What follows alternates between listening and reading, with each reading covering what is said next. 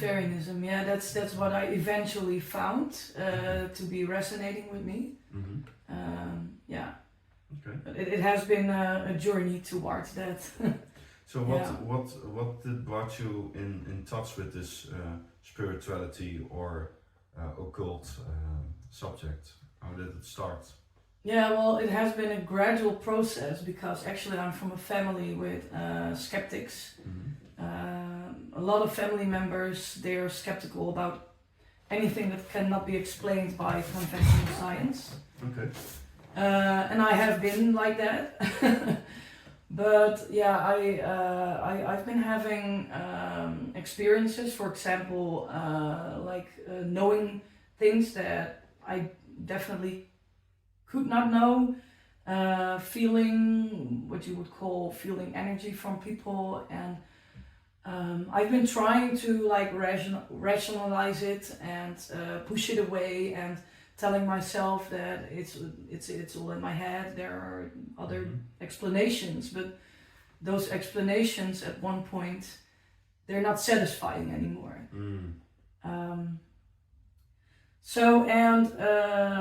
Well, actually, I knew some people who were interested in the occult.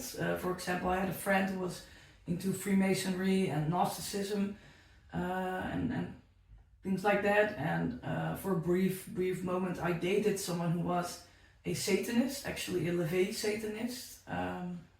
Into narcissism, you just say? Gnosticism. Oh, okay. It's an occult current, yeah. Yeah, okay. No. Okay, and yeah. So I knew people who told me about esoteric knowledge, and also someone I dated who was a Satanist, and at first I thought, oh, you're crazy, you call yourself a Satanist, what the hell? And just for my view, was it when you were very young that you had them as boyfriends, or is it a couple of years ago? Or no, it's a while ago. I think I was begin 20s or something. And you said earlier, like, your parents weren't into religion; they are very scientifically based, right? Yeah, well, except for my mother.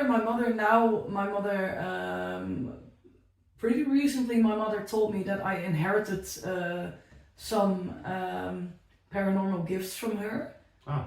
And yeah, I'm starting to see that, maybe she could be right about that. Okay, tell me what kind of... for example, feeling things and knowing certain things. Well, actually, my mom, she told me that when she was pregnant, I have a brother and sister who are twins. Oh. And when she was pregnant and I was like 4 or 5 years old, my mother didn't know that she was having twins, but I told my mother, oh, there's 2 in there. Oh, really? And apparently somehow I knew that. And at what age was this that you told her? Yeah, 4 or 5. Oh, really? Wow. So you had a certain sensitivity that you could feel. Yeah, and according to my mother, I had, this was just an example, according to my mother, more things like that happened. A lot of them I don't have memory of anymore, but I think I've always had something which I could not really explain. I still can't really explain it, but yeah, I think that's okay. You don't have to be able to explain everything. Yeah. So But except for my mother, most other family members are pretty skeptical, sometimes I feel like the way they look at science is almost like some people look at religion.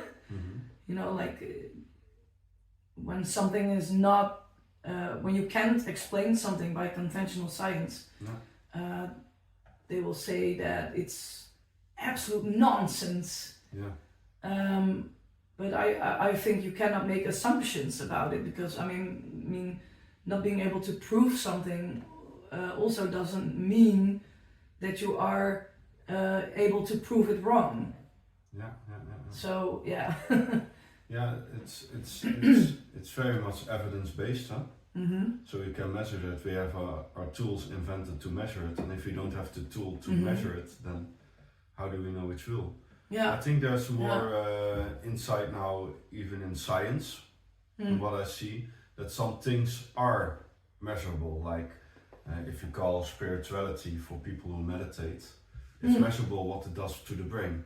Yeah, exactly. So in a certain sense, we work on how do you say, microvolts, a bit of electricity, and in this way we can measure the brain, and in this way we can state it has effect on the body. Yeah. So there's more to it than maybe at this point that there is found, but it doesn't mean it's not there, and it doesn't mean in other ways we can still have a measurement in what it does in the prolonged way. And getting back to this, you say you had a spiritual journey, and you also said when you were young you were very sensitive, and you got more into the occult when you had certain boyfriends at the age of 20. Was there something else going on back then what also made the growth more? Yeah, I have a lot more stories actually. No, I didn't really do that much with the information, but I think it made me a little bit more open-minded towards it later in my life, because sorry, I will put out my because when I had I wouldn't even call it a boyfriend, I was just dating someone, but my idea about Satanism was that it was stupid, ridiculous, evil, whatever, you know, and the things he told me, that it's more about loving yourself and self-awareness, making yourself stronger and things like that, it changed my view on it. And I didn't become a Satanist because Lucifarianism is something different, but it's not that far away from each other, I would say. Though is it like a church has followers and they have their own view maybe inside of the religion, and it almost sounds like this is maybe not a religion but a way of life. Can I see it like this? Of looking at life or yourself, or is it still a religion? Yeah, I think it depends on. I don't know. It's your interpretation. Yeah, well, I have never really seen it as a religion, but in a way maybe it is. And you have Luciferians who are theistic or who are atheistic. Okay. And everything in between. So, but it's a personal choice. You can choose to believe that there is an entity. There's a real entity called Lucifer, or maybe it's an energy, maybe it's a symbol, a thought form. It can be so many things, and it's your personal choice what you want to believe about that. So yeah. But well, actually, to get back to your question, no, I didn't really do that much with the occult knowledge that those people told me, but later in my life, actually, when I was graduating from pedagogy, during that time something happened, and that was that I saw the symbolism of a phoenix everywhere. Like every week I saw a phoenix or something that would symbolize a phoenix, or somebody said the word phoenix, and I was like, okay, what the hell, what the fuck is happening? And then I asked a friend of mine, can you try to pay attention and can you try to see whether you also see phoenixes everywhere? Yeah. So he did, but he didn't see phoenixes.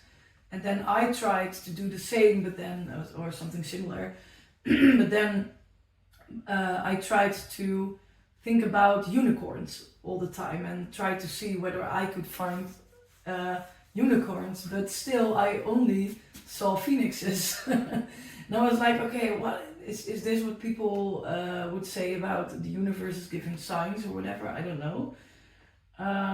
But I really couldn't explain it. I couldn't explain it, and it was kind of a mindfuck. but then I came across an article about the occult meaning of the phoenix. Okay. And then I actually asked the person who had shared this article. Mm-hmm. I asked him about it, and then this person told me, "Oh, this means that you are being called." And, okay. Yeah. You're like called for what? I don't know. Yeah, you hear it sometimes. People say that sometimes. Yeah, but they're calling for what? What did it mean to you? Yeah, to the occult. But I actually I didn't know what it meant yet. But he just sent me a lot of books because I think that's something I would advise people who are interested in the occult start by reading books. What kind of books? Occult books. Yeah, do you have a specific one that he gave you that learned you a lot about it, about the phoenix and? No, not specifically about the phoenix, but no, I think maybe the first occult book I read I think was the Kybalion from the Three Initiates. It's about hermetism. And I think that's where it started, but I really can't remember. I think you have a book. What means hermetism? It's an occult current, and it's from I think it originated in Egypt, and one of their core beliefs is that everything is mind. There's like the first universal mind, and everything sort of. Flows from there. Yeah, everything flows from there. Okay. But this was just my first book, and I still think it's interesting.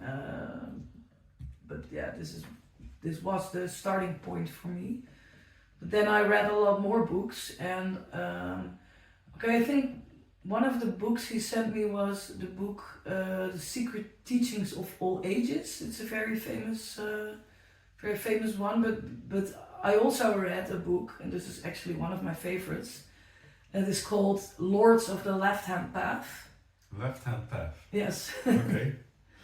And when we say here we have two left hands, we're not very technical. Well, actually, in the occult, you have the right-hand path and the left-hand path. Yes. And the left-hand path is, Satanism and Lucifarianism.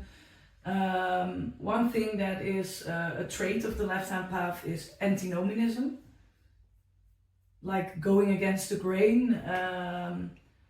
And it's not about deliberately trying to not be normal, but it's more like not going with the herd and just... It sounds like authenticity.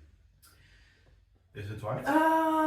Yeah. Am I saying it correctly? Like, if you're authentic, you're also not within the herd, but still you're pulling your own ropes. In a way, but antinomianism is also about going against something, and in most cases it's about going against Abrahamic religions. So it's very ego-based? It depends. It depends on there are different That's for me very new, this information. So, some would say, I think there are some type of Satanists, there are also different types of Satanists, but some of them would say make the ego bigger. But for example, in Lucifarianism, at least what I believe in is that it's important to keep the ego in check, but don't kill it. Okay, and where did it come from, this... Because you got the books, you got the symbol of the phoenix, and then you got to Lucifernism, and because I was reading all of these books. Okay. And how this from all those lines that you just called, how does this one speak to you the most? How did it come that this resonated the most, and how was your first getting in touch with this? The first time I read about the left-hand path in general, because it started there, was when I read about the story of Abel and Cain. But the interpretation of this story was that, are you familiar with the story? More or less. Like a religious story of two brothers, but this was a specific interpretation where Abel was the favorite of God and he got everything he wanted. his life was easy and Cain had to work so hard and he had bad luck, and so yeah, he got jealous at Abel, but it definitely was favoritism, and he was being treated like shit. So, and then at one point he was like, okay, I cannot take this anymore. I'm being treated like shit, so I'm going to kill my brother. Okay. And I'm going to grab the power for myself. And this symbolism, of course, I'm against killing, but let's make that clear. Yes. Yeah, there are a lot of misunderstandings about the left-hand path and Lucifarianism, unfortunately. Because people think if you are Lucifarianism, yeah, then you also do killings. Well, there are conspiracy theories about sacrificing children or whatever, horrible things, but yeah, that's not what's happening at all. That sounds more like a cult-based practice and a belief system more than a way of living.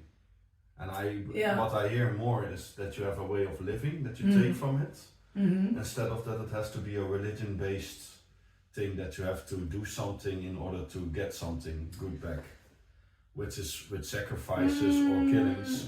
Well, in history, very different than maybe what you believe now. Yeah, well, so okay, that's true. I'm more getting into your direction. Okay, partly that's true, but we do rituals, and there is something that you would call a sacrifice during the ritual, but it's nothing more than maybe a drop of blood or incense or stuff like that, just simple stuff, harmless stuff actually, so nothing horrible like the conspiracy theories. I cannot be 100% sure that these conspiracy theories are false. I highly doubt that they're true, but maybe there are crazy people out there, I don't know, but it's not like the people I know. I can just state there are always crazy people because we live in a world where there's every second more and more people. So if you have more and more people, there are gonna be more crazy. Yeah, that's true. That's true. So if we look at what we have outside, yes, there is. But I want to keep it more in this side. I want to hear your story. Yes. And I don't care about these other crazy people. I want to hear the side of you that inspires you, that gets you on the way, that supports you in life. And you take the positive and you choose what's the negative. And I hear a clear no on what's the negative. And now I want to hear from you, what's the positive that you take from it? How does it help you in your daily life? And how do you experience this? So, well, maybe to get back to the symbolism of Cain killing Abel, which in the symbolism doesn't mean literal killing, but it means killing that what has no use to you anymore, like bad habits, for example, toxic people. It just means leaving them behind, or this is my interpretation of it. And I thought that was very interesting, and a very important thing about the left-hand path is that you learn to love yourself. It's about self-love, and self-consciousness is also very important, the self and self-consciousness. And that was very interesting for me. Do you have an example of one of those lists with people that you learned from this? What do you mean exactly? From this Lucifarinism, that you say stay authentic to yourself, self-love, but also like boundaries with people who are toxic for you, that you got from Lucifarianism, for an example, that helps you now to make better life choices, so less drama in your life. Do you have an example of this?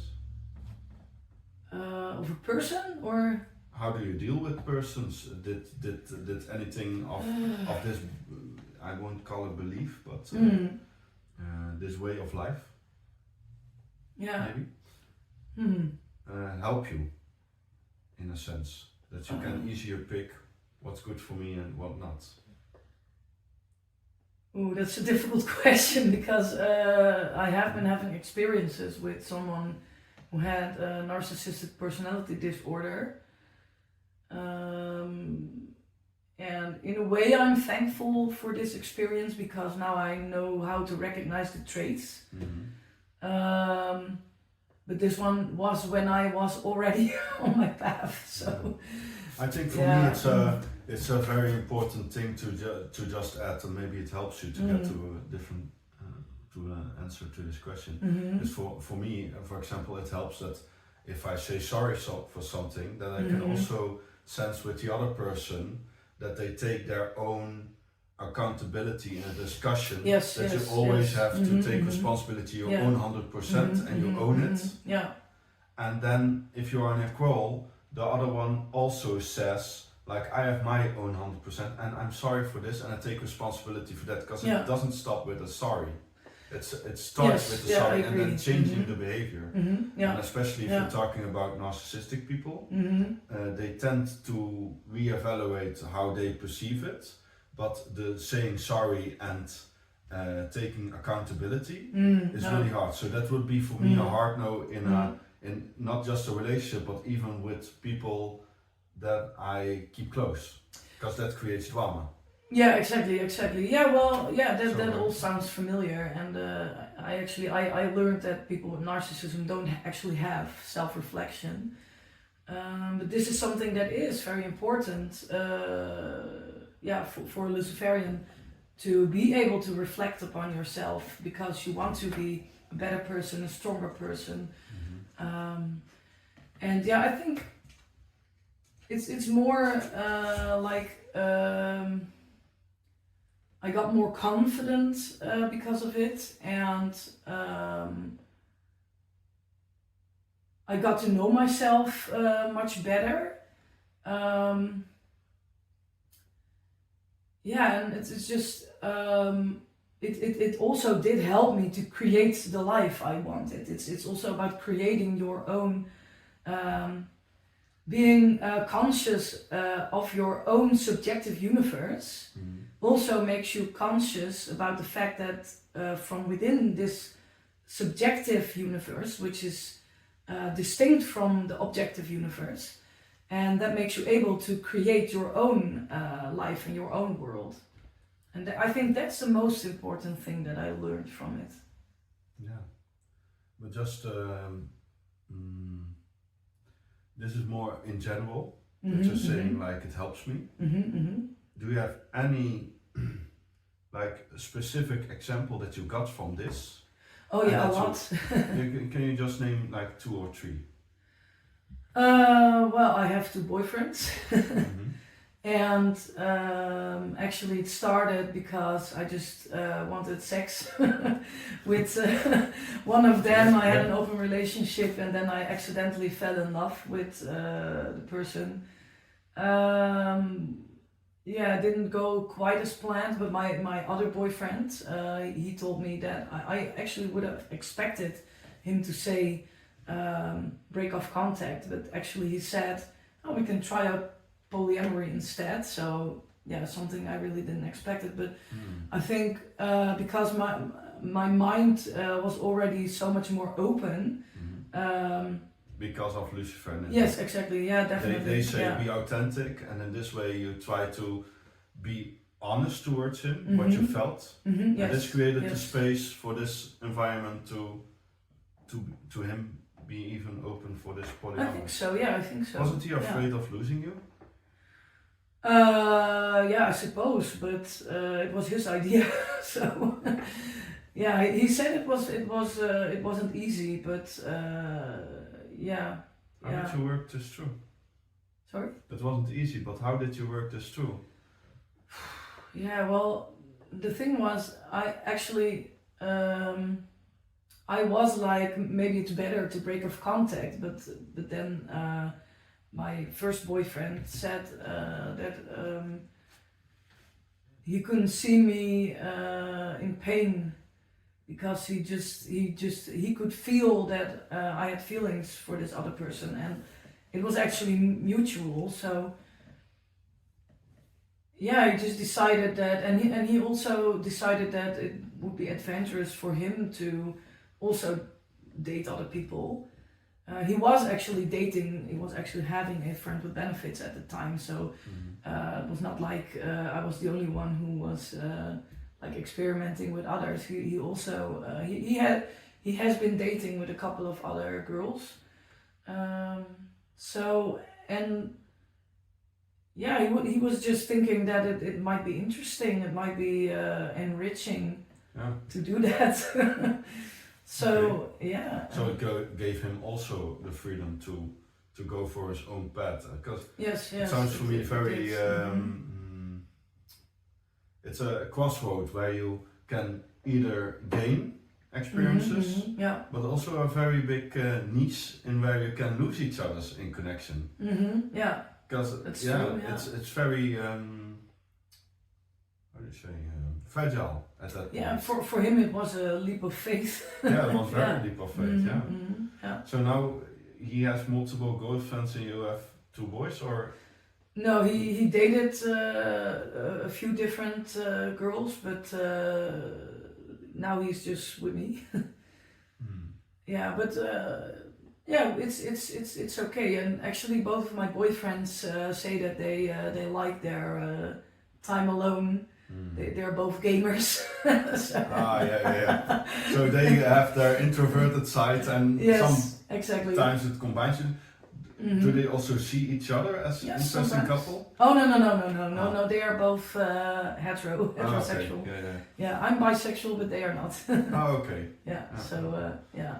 So you talk with them and speak to them individually. You're not in the same house. No. I live at 2 different places. Yes. Yeah. Okay. So it's like one in the weekend and the other one through the weekday, or? No. It's just 1 week with one boyfriend and the other week with the other boyfriend. Oh, okay. So I just travel. Okay. Yeah. Interesting. Yes. For how many years is this now? 6 years almost. 6 years. Yeah. Okay. And they became good friends. So that's I thought you wanted to ask whether sometimes we do things together, like they became friends. So sometimes we do go to concerts together, or yeah. Wow. And is there a lot of management involved to that there's not jealousy or well, actually between them there's no jealousy, but the thing is that with my other boyfriend, at the beginning we also tried to have an open relationship because we already had experience with that. But we were so much in love with each other that we were actually too jealous. So having an open relationship didn't really work. And now we are gradually trying to work towards that again, but we have been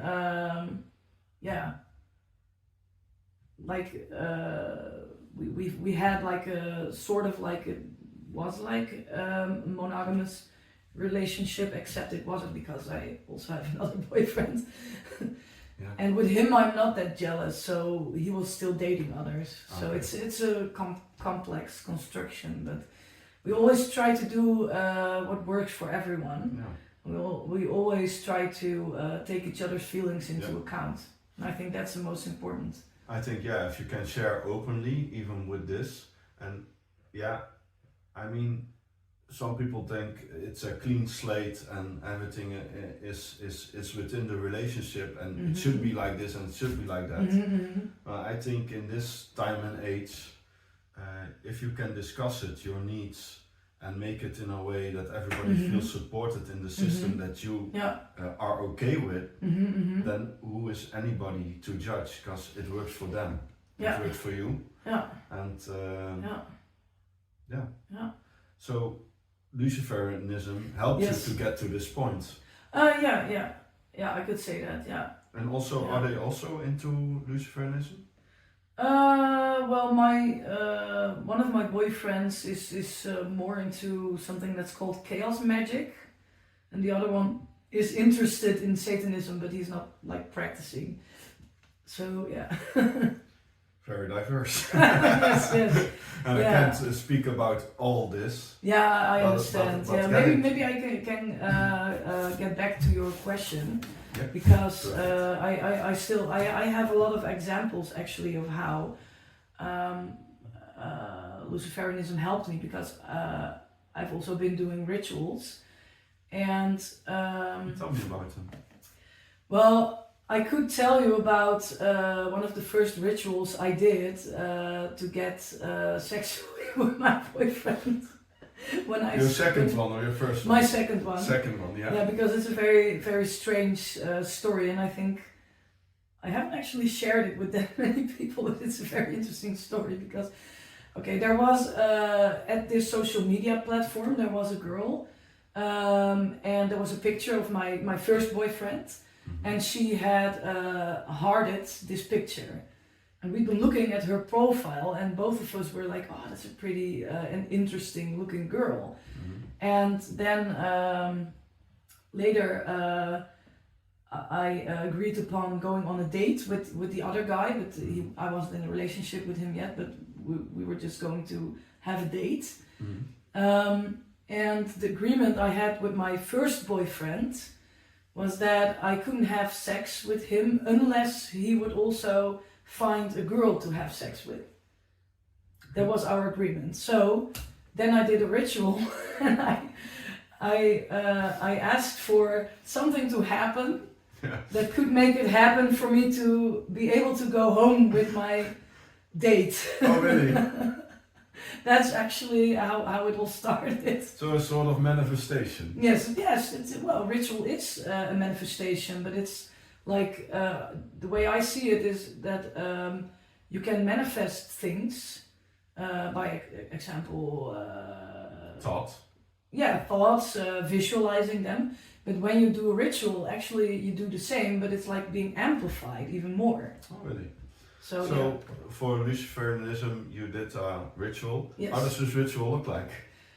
Is it with candles? Is it with smell? Is it with maybe that's a little bit private. Okay. So and it also depends on the ritual, but okay. Yeah, it's so people can read into that stuff later on. Yeah, well, there are plenty of books who will tell people about it, but I think. If people really want to get into that stuff, I would advise reading first about what it all means, and be prepared, know what you're dealing with. It's not something you just start with without preparation, without Is there any danger to it? Knowledge. Yeah, I think there could be, but I also think, well, maybe I can first finish my story, because otherwise it's getting a little bit too chaotic, I think. Okay, so during this ritual, the girl that had loved the picture of my first boyfriend just popped into my head. I don't know why, but she just popped into my head. Okay, and then later, I think a few weeks later, I had this date with the guy, and my first boyfriend, he still hadn't found any girl to also have sex with, so the agreement was I can only kiss when I'm at this date. But then my first back then he was my only boyfriend, so let's just say my boyfriend, he was like, I can go to a party the same day and maybe I can pick up some girl there. So he went to this party, and then pretty early he sent me a text that he was leaving because the party sucked and he wasn't being able to pick someone up. So I was like, okay, well, I don't think my ritual worked, so let's just forget about it. And then he suddenly sent me another text about how a friend that he hadn't spoken to for years had suddenly asked him to go to another party with him. Oh, cool. And it was actually a gothic party, which is something he never goes to, so it was actually pretty strange that he went there. And then after my date, we were sitting in a cafe, and it was getting late, and I was about to tell my date that I'm getting tired, I want to go home. And then my boyfriend called me and he was like, guess who I've just kissed with? Ah. And it was the girl that had loved his picture. Oh, really? But he hadn't interacted with her at all. He had been trying to send her messages, but she didn't respond. And exactly at that night, he met her and he kissed with her. What are the odds? Coincidence, yeah. Or it was a manifestation. Yeah, coincidence doesn't exist this way. Yeah. So, and then he was like, okay, turns out you can't go home with your date anyway. Yeah. So, and that's the thing with rituals. At first you just think, maybe it is a coincidence or whatever, but every time I did a ritual and every time I really wanted something, I got it. And I even experimented one time with asking for a leather skirt that was being asymmetric and gray. I mean, what are the odds of finding that? But 2 weeks later, I found it at the second-hand shop. And it was the only one and it was exactly my size. Okay. So is your message also to people to just ask for it and they will get it? Well, I also hear a lot of stories from people who don't succeed. So I would not, I don't know, but for me it always works. And I've also heard a lot of stories from people for whom it works. But I think there are a lot of, there are a few things that are important for a ritual to be successful. And what I've been taught is that it's about will, belief and desire. And then also being able to let go. Because if you hold on to it, if you want it too strongly, that can get in the way. So you also have to be able to forget it. And I think with manifestation, it's kind of the same. It's not even that different, but like I said, a ritual, I can give you some examples. You can use candles, incense. You can also use objects that will symbolize, for example, the elements, the wind directions, for example. Is it important to use all the elements? It is common. It's not always necessary. It depends on the type of ritual, but it's I think in a lot of different esoteric traditions they use the 4 wind directions and also the 4 elements. It's very, very common. Also in, for example, Freemasonry or Gnosticism or Hermetism, Satanism, Lucifarinism, all of those different kinds of currents, but also I think also there are a lot of more like New Age spiritual currents that also use the same type of principles. So yes, just very common. Okay. So what I heard from you is that people who are interested in this can look it up in books. I heard you also want to develop more into your own path. If somebody would be interested or in their own journey about this path or are curious, is there something else that you want to say or advise or tell them? Well, like I said, reading is very, very important.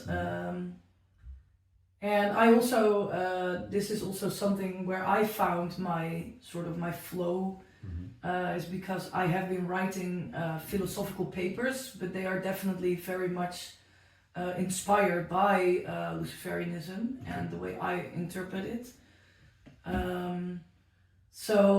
I could advise people to read my papers or my blog, but actually my papers are in my papers I don't really talk about rituals or spiritual things. It's more about philosophical substantiation. But yeah. What's the similarity between Lucifarianism and these papers? What? Because earlier I talked about antinomianism, which is actually more than just being authentic, but because it's also about going against the grain, going against like the questioning things like Abrahamic religions, but also questioning things like is there even a common good, for example, which is something I question, because I think there are many different types of common good, but they can clash, for example. And of course. this is something I also write about. I have one paper that's about. It's actually I have one paper. Yeah. Well, I can briefly tell you about my papers, if that's okay. Yeah, you can, and also to add, just with ethics and people, we think there's one general way of looking at a certain thing and an opinion. But usually, what I see in dynamics with people, to add to this, is when more people in a group tend to have the same approach or look on things, automatically you can feel the vibe change in a group and towards this opinion. Okay. So it's harder to remain in your own set of unwritten rules, let's say, because in every dynamic it changes what is normal. Yeah, and I think in a way also in society. Yeah, I don't know that much. I don't have that much contact with other Luciferians. I mean, of course I know some of them, but my own friends are all. They all believe different things, for example. So, but in a way, yeah, there are certain guidelines within Luciferianism. So in a way, there are similarities between the people in those groups. But now I forgot what I wanted to say. Oh yeah, I wanted to talk about antinomianism. Okay. Because that's like a common theme in my papers is antinomianism. Because one of my papers is about moral relativism, because it doesn't mean being unethical, but I just believe that morality is relative and very dependent on context. And I think to every rule there can be an exception, and I also think that almost everything, if not everything, has a purpose. And then we can talk about Christianity, for example. They have like the sins, but I believe what they call sins, they all have their purpose. And I don't believe that they are things that you should push away, but I believe that you should embrace them and try to understand them. And if you do that, you can learn how to keep control over them, how to keep them in check. You don't need to kill them or push them away, because they're just natural human instincts. And yeah, I don't think it's very wise to try to push them away. I think then it gets dangerous instead of the other way around. I see it as also part of being human, maybe. Exactly, I agree. Even sometimes when I feel in a crawl, then sometimes I have a choice. Do I want to give or do I do not want to give? And somebody can see that as bad, somebody can see that as good, but I just feel with myself like afterwards even, why couldn't I give? And then there was something in the back that was telling me at that point I wasn't able to, because something blocked, because in some way my body was giving me a sign. But then again, if you look at human beings, they also from nature want to give maybe, but when we feel pressured or there's a surrounding that's not supporting us in a way that we can clearly feel what we need, we get sooner into a mode where we aren't as empathic or as nice as we want to, because in general I think everybody wants to be happy, no? Yeah, in my opinion, this is all for me. It's all about balance, because when you're on the left-hand path, you also learn how to take care of yourself more, love yourself, put yourself first sometimes, and I don't think that is always a bad thing, because love is not infinite. I think it's very wise or that I can relate to it in a way that for me also I can give something, but when my cup is empty, then I get a sort of resentment towards the other person even. Yeah. And that's stating to me like, okay, I have to get back towards myself, where am I? Yeah. And I recharge. Yeah. Because else it isn't coming from a place of love and care. It's coming from a place like, I need to give because then I'm good enough. And that's not a place of sincerity. No, they're just pleasing. Yeah, so I think a lot of people are stated at a young age that they need to give, and they are learned and addressed in a way. And then later on in life they're like, yeah, but my body was always telling me I can't give at this point, and they need to recharge. And some people do meditation, some people do yoga, some people do maybe this occult. Some people become Lucifarians. For me, it's making a lot of art. Actually, one of the points that you learn how to set boundaries. You learn, and also getting re in touch with myself. Yes, exactly. And in this way, from myself, feeling what can I put or give to the other that's still in contact with myself. Yeah, exactly. Yeah, exactly. Well, that's actually one of the most important things actually about Lucifarianism is learning about who you are and who you want to be and how you can become better. And also I have from what you gave as an example that it was for yourself. This how do you say, this thing that you put down to manifest, let's say. And how do you use this knowledge, this Lucifarianism, for people in your life? Do you also use it for a broader view or broader public than only what I heard in your example for yourself? Yeah, well, I try to share my knowledge by writing papers. So, do you also manifest for other people? Or help them getting different views? Or actually, that's not really something that is very common for Lucifarians. You can teach other people how to do it themselves, but you don't really do it for them. I think it's better when people just learn. If they want to learn, I mean, I can tell them how it works, but for me, it doesn't feel right to. I also wouldn't ask of anyone else to do it for me, for example. It's for me getting a clearer mind about. Is it also used as a practice for other people next to it yourself? Not really. It seems like it's more for yourself and how you can manifest things. Yeah, exactly. Okay, clear. Is there anything you wanted to add? Yeah, well, if I can maybe tell a little bit more about my papers, maybe if people are interested. I will also post them below the video that people can see your. If that's okay with you, of course. Yeah, sure. That they can look into your papers and get a broader view. Well, I sell them actually, but for a very small price. But people can read introduction. Okay. Yeah. And I have a blog. I also have a blog that's also on my page. So if you share my page, then people will be able to find it. Yeah. And my papers are really not expensive, like something like €5 or something. No, but at least they get a view with the summary, and if they want, they can buy it. Exactly, yes. Great. But so maybe I could talk about one paper if there's still time, so people can have. So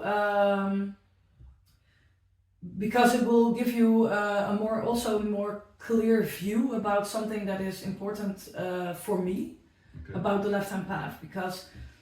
One thing is antinomianism, using magic, and another thing which is very important for me is that what is being called the right-hand path.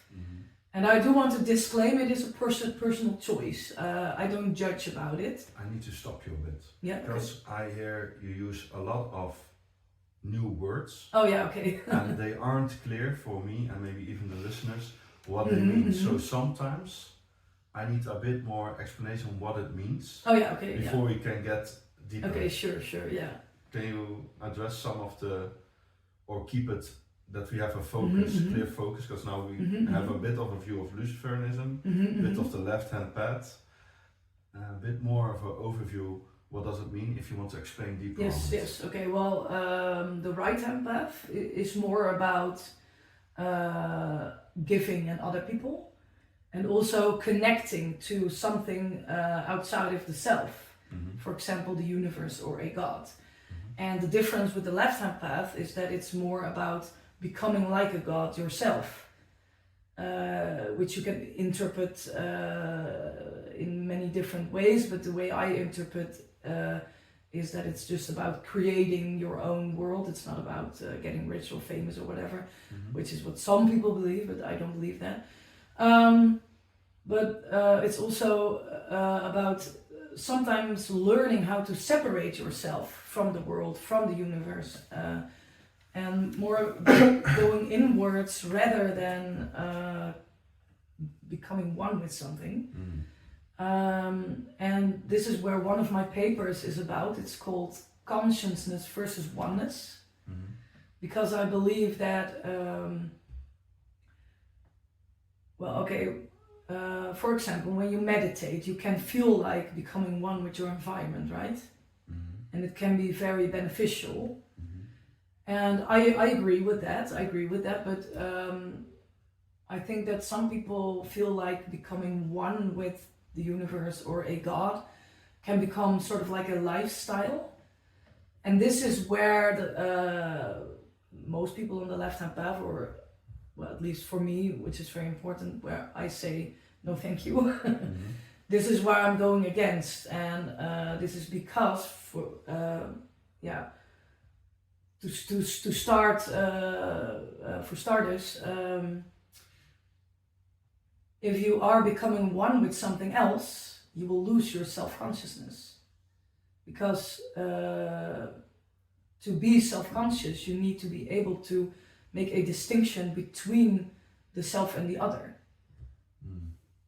So, and I have one analogy that could explain my paper, like summarize the point of my paper. Okay, so imagine being in a park, a vast park, and there's a tower in the middle of this park, and it's a very high tower.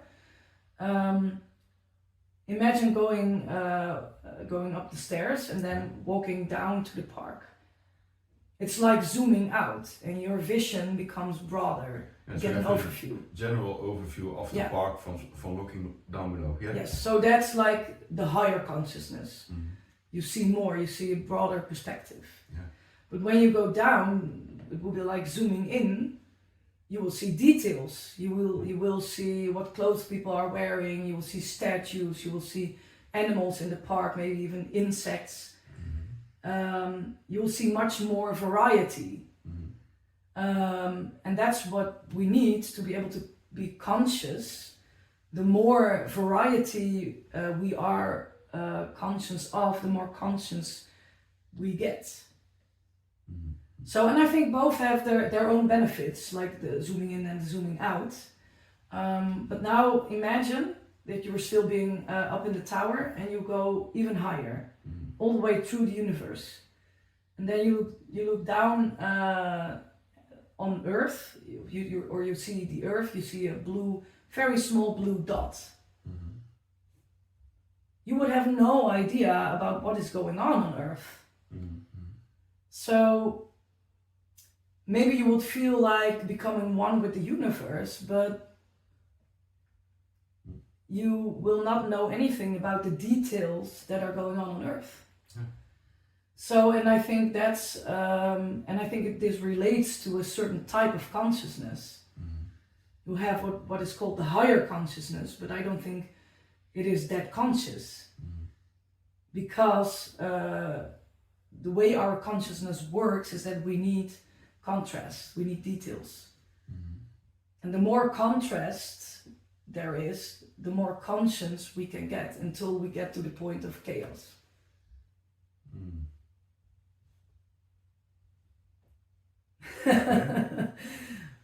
So the more details you see, and then even chaos. Well, if you see too many details, it can become chaotic, and you will get less conscious again. Yeah, then you're like, I'm blocking, I'm out of here. Exactly. Too much input. Yeah. So there's a way of processing, and sometimes you get in the middle of people and you see all these details, and then you can get an overview, and then you choose. You have an overview of what details do I pick and what details are for me and what details are for them. Yeah, you can switch between. To keep in touch with yourself, it's a choice whether do I go into the details, or can I say I have this overview and do I choose how far I want to go? Because we are always mirrored in our interactions with others. When I'm on this meditation site, it's okay to go inwards and to process things and get a clearer mind, and in the moment. That's why I do it, to be in the moment. But even though I get triggered in the interactions with others, I get my own feelings when I'm with others, and I'm like, wow, this chemistry, this interaction changes completely from person to person, what it calls in me. So it's all a mirror. Exactly.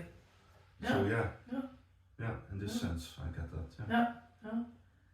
Yeah, it's a different perspective than compared to my paper, but I agree. Yeah.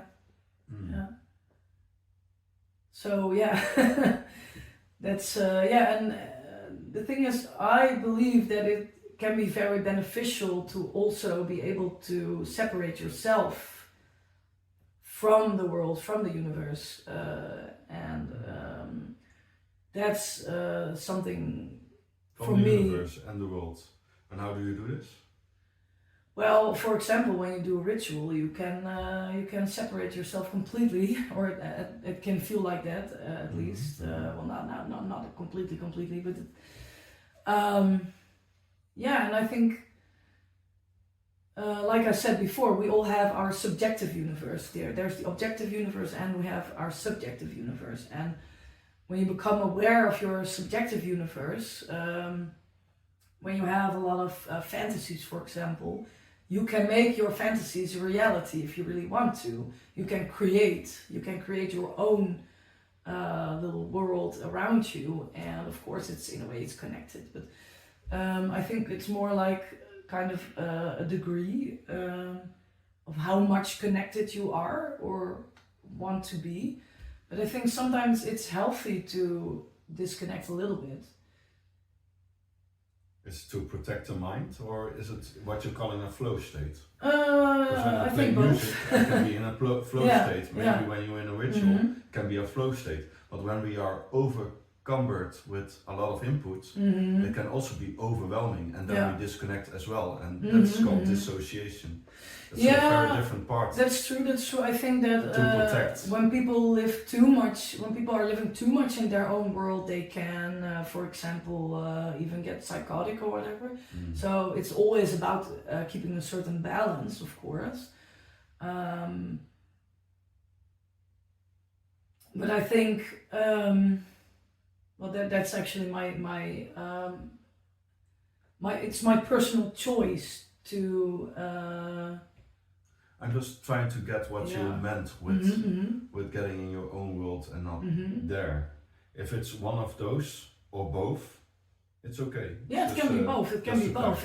It's open to interpretation, but I think it can be many different things actually. Maybe it's the awareness that you were subjecting to the awareness that arises, that you know which one it is, and that it's both okay, and that can happen within the ritual. Okay. But it's not. It doesn't have to be only during a ritual. It can also be For example, maybe I can give you an example, because I'm polyamorous. I have like a tarantula, bearded dragon. I had a praying mantises. I have not pretty uncommon pets, I would say. My interests are very uncommon. I love spiders. I'm in a metal band and I listen to metal. I think so many of my interests are not what you would say mainstream. And I think it correlates with being authentic, because when you are people who are truly authentic, they separate themselves like vanzelf. How do you say that in English? It goes automatically. It goes automatically, yes. It just feels like you're trying to flow in this direction, and then you don't feel like it fits, and then eventually you find your own roots, and you're more or less getting at a crossroad, like, okay, fuck this is not my zone, my field where I can grow in. So you develop your own field where you feel this is appropriate for me. Exactly, yeah. That's life. Yeah, and you can question, you can even question rules, or I mean, I won't say, I would not advise people to break the law or anything, but I think it is healthy to question everything, if you know what I mean. Yeah. Even if we had rules in our history, like we had to submit Jews in the Second World War, I wouldn't say that's a good rule, but at that time it seemed fitting. Let's say. Yeah, exactly. So always question, like, is it my moral compass? That's also saying exactly. Because it was very good that people in that time also went against the government. Exactly. I think it was 1 week ago that I posted on Facebook something like, when you feel that the law is immoral, isn't it our obligation to then break it? Because but it's I'm still a moral relativist, but so I feel like people should decide for themselves whether they feel like something is moral or immoral. You choose. And I also think that that is one very important thing that I learned, how to really choose the things that really resonate with me, that really feel like they, like they're right for me. And also I learned how to substantiate these choices. Because Lucifer actually is a symbol or an entity. People can believe different things, but the symbolism of Lucifer is actually connected to the mind, to the element of wind and the mind, and thinking and strategies, and but also the spiritual mind, which can also be manifesting things, for example. So that's also one of the things.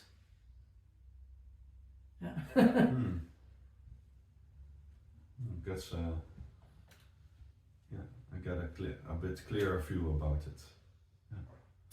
But it's also personal journey, and the way I interpret it can be very different compared to the way another person would interpret it. So there can be, for example, there can be a person who is very right-wing in politics or very left-wing in politics. Yeah, but they can both be. It's always with people that they have own interpretation about situation or about a certain belief or religion even, and they pick what helps or suits them. That's why I told earlier as well. It's very important that you share what it means to you. Because everybody can share their own. Well, I do think that there are not that many people who are really conservative, because Lucifarianism is, for many people, maybe not all people, but for many people it's also about being against oppression and about progression. So it's always funny when we have these there can be examples. superhero movies. It's always the I heard this in a video. That's always the bad guys wants to change something in the world, and it's the good guys who wants to stop change. Okay. So in this sense, maybe the bad guys aren't that bad. Depends. Do we want change or not? Yeah, I do. And in what way? in a way that would be beneficial for. But what is beneficial? It's very personal. Yeah, it is, and that's why I don't believe in one common good. But something I do believe that would be better for the whole world is when people would be more open-minded towards each other. For example, I believe that every religion should be able to exist. Maybe except for when they are too oppressive, or because one of my philosophies is that people should be able to do whatever they want, at least when they are not hurting others without consent. Because sometimes people like hurting each other, being hurt or whatever. Yeah, but some people feel even hurt by if somebody says I'm going naked because I feel it's my religion or it's my form of freedom. Yeah, okay. Some people can also feel. I also think that you cannot always prevent hurting others. Yeah, that's it. You cannot prevent it, and I also think that it is important that we accept that. I'm now a bit advocate of the devil. Oh yeah, no, that's okay.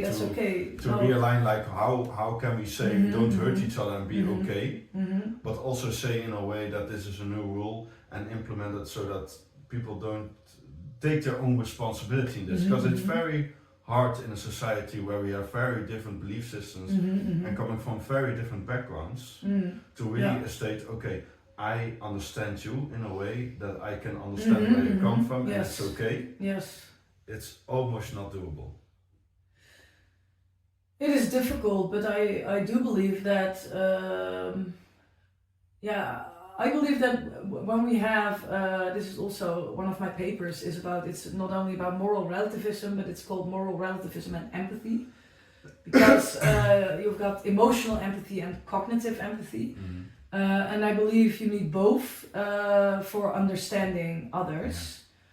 But this is something that a question that I am asking in this paper is: can people learn? Can people learn how to be more empathetic? I would say if you go back in younger age, and not how I was raised in my surrounding or school, but if I would look back. In this way of having a new world view, let's say, or a new way of looking at it, I think a lot comes down in how do we learn at a young age, how do we regulate emotions, how do we create space for it, how do we not suppress it, and how do we give at schools a base point where we don't say, for guys, for example, or women. For women, it's okay to feel angry and show it. Oh yeah. Because anger is very suppressed. Yeah. And for guys, how can you be able to be even crying or sadness, and that it's not labeled as a bad emotion, because there is not a thing as a bad emotion. Exactly. We just call it's an emotion. Yeah, I agree. Not 100%. a statement it's good or bad. Yeah. And I think this can stop a lot of hurting at a later age if we get a base point where we get this emotional well-being that we can carry and support each other and feel with each other as a more tribe instead of this group buildings. For example, the feeling of jealousy and envy, which is also something I write about in my paper, The Envious God, which is about the Abrahamic religions. I do believe that there's even an evolutionary purpose, because it tells you, when you are feeling envious or jealous, it tells you about something you value. Or lacking. It can be something you want or something you already have and are afraid of losing. It can be both. But it can be both. Definitely. But this is what creates the feeling. It tells you that something is important to you. It's important to you that you want it, or it's important to you that you don't want to lose it. And you can lose a certain balance when you take it too far, when it becomes malicious. But you can also use it as inspiration. You don't have to put it away like, it's a bad thing. You can also just use it. In a sense, you can say it's an invitation towards yourself. Like maybe I'm lacking something, and maybe I'm seeing not my self-worth in this, and how can I accept this? Or addressing towards the other, my boundary is crossed, and I feel this and this, and you can talk about it. Yeah, exactly. But I think a lot of it has to do more on the inside, like what I need at this moment. Yeah. A lot of times it is about looking inwards, but I also feel like when you, for example, when you use envy as a source of inspiration. For example, my sister, she has been on a journey. How do you say that? Wereldreis, like world travel twice. Oh. And I've never been able to do that, so I was actually quite envious of that. And the first time she did that, I was quite envious because I felt like, I haven't even been. Sorry, I cannot find the words. I haven't been outside of Europe yet, and I wanted to go to Asia, but then instead of sounds like a wish. Yes, yeah, okay, but this is what envy tells us. Yeah, it tells us what we want. A need. Exactly, or maybe even need, yeah. But then it inspired me to become more aware about my savings, and then I managed to save enough to also go to Asia. So, and I think if I hadn't felt envious towards my sister, maybe I wouldn't have even gone to Asia. So, and I think that's how we are supposed to. I think it's the more wise manner. Instead of, I mean, there are also people who would just become bitchy towards each other because of envy. Yeah. But instead of that, you can also keep it to yourself and ask yourself what you want to do differently. Yeah, but that sounds like emotional maturity. To be able to see, hey, I'm emotionally dysregulated, and how do I? It's a skill set you have to learn and practice, huh? Yeah. And from this point, how to address within yourself, what do I need now?